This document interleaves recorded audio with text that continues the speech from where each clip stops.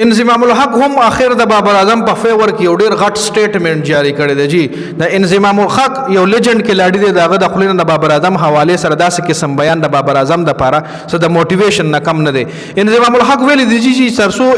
بابر اعظم په کریس باندې موجود وي نو چې کوم مخالف ټیم وي په غي باندې یره وي هغه په پریشر کې وي خو چې کله بابر اعظم آوټ شي نو مخالف ټیم ډامینیټینګ شروع کی مطلب مخالف ټیم یره ختم شي هغه وکټ اغشتل شروع کی ور بابر اعظم واحد داسې کلړ دی چې هغه پاکستان د ټول ټیم برابر دی یو طرف ته بابر اعظم او بل طرف ته از ایکوال ټو د پاکستان د ټیم لس نور کلاړیان نو بالکل دی کې خو حقیقت ته چې کله هم بابر اعظم سکور کړي نو پاکستان میچ مطلب که بایللم دی خو پاکستان ټوټل پسې ورجوخ شوی دی های سکورینګ میچ کړی دی خو چې کله بابر اعظم سکور نه دی کړی نو د پاکستان ټوټل بیټینګ لاین اپ چې کم دی هغه کولیپس شوی دی هغه مطلب داسې خاص کارکردګي نه د ور کړي نو د انضمام الحق دی سټیټمنټ حواله سره تاسو سره لري په قیمتي رائے موږ سره په کمنټ کې ضرور شریک کړئ.